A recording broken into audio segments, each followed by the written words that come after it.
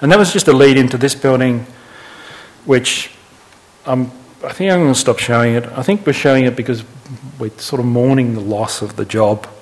We blew it. We barked up the wrong tree. We're going to show you anyway. But yeah, so we had the opportunity to participate in the limited competition for Melbourne University architecture building. And, you know, got down to the last 6. 5 weeks, and we sort of threw ourselves into it. And you can't really design a building in 5 weeks, I don't think. Not a $90 million one, anyway. It was stupid. Anyway, you get to somewhere around 3/4 of the way and there's 2 weeks left, and you think, my God, what am I going to do? And then you start to kind of draw upon your other work, you know, like Monaco House or Yardmasters or Narvino, or even older projects. This one here was done when we first went into practice, which was never built, but was our first kind of experimentation with sort of subtracting form. Melbourne Uni is probably like all universities. I mean, it's a fantastic location at the top end of Swanston Street, so that street I was talking about before actually bends and turns up and kind of runs along the right-hand side of the uni, and then kind of curves around it, and then above the uni is the cemetery. But it started off as buildings in the park, mainly Gothic buildings, and then it's undergone many, many changes as the thing has started to evolve. And each time you have a new master plan, you have a new emphasis. So when you look back to the woolly master plans of the 70s, they were all about this idea of recognising the great outdoor room, this big room, and then trying to do some more 70s outdoor rooms. And in their master plan, they get rid of all the Gothic buildings, they keep all the modernist buildings. You can see the Babel building down the bottom corner, that Y-shaped or X-shaped building. Y-shape.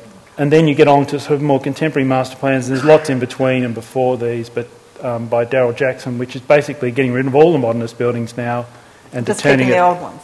Keeping all the old ones and turning into some sort of Prince Charles, turn of the century city or something. But so it's all, the master plan is interesting because it's always about erasure of the thing before. That they're supposed to be harmless. They're supposed to just show the quality of the potential, but they always are about erasure, that this is now the ideology and that past ideology has no credence. And so for us, we thought that the important condition was a kind of a hybrid condition, and that it wasn't so much the big outdoor rooms which are important, but also the sort of fragmentary and the smaller spaces, which we saw as kind of almost being fractal-like, these little spaces between buildings that lead from one to the other. And so this is the building location, which is Swanston Street's here, and this main axis is called Masson Road. We saw it as quite a permeable building that people could move through and be quite an urban building. And the other idea was this sort of idea of the canyon. We had to get light, obviously, and ventilation into a very large footprint, and we thought it was sort of metaphorically being like a canyon. We took the program and instead of stratifying it in a typical pancake way, we thought we'll rotate it so that there could be proximity between all the different spaces. So a student could be working in a studio and then move to a workshop and back to the library. So there was a sort of action and reflection thing that could go on very quickly. And this other idea about cutting through the building, creating like an ant farm. And that being sort of ESD principle to allow obviously light, ventilation, to grab the north sun and to sort of fracture it down into the building. And this idea about mixing, the sort of mixing zone between the staff were on the sort of north side where they actually needed more of the north sun, the students on the south. And there's kind of mixing zone between the two around those canyon-like spaces. And then you can see some sort of lecture theatres extruded through, library, workshops.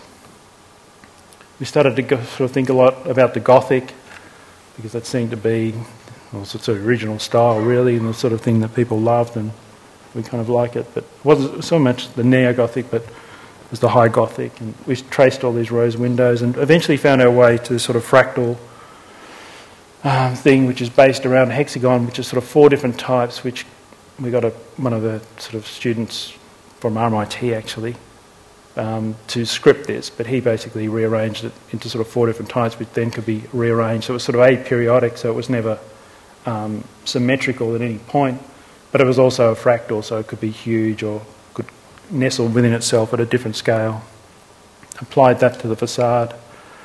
So there were like 4 key acts of the building, which was the sort of big subtraction to create this great sort of exhibition, I suppose, of studio life, of architectural passion, the canyon, and then the sort of extrusion of the fractal.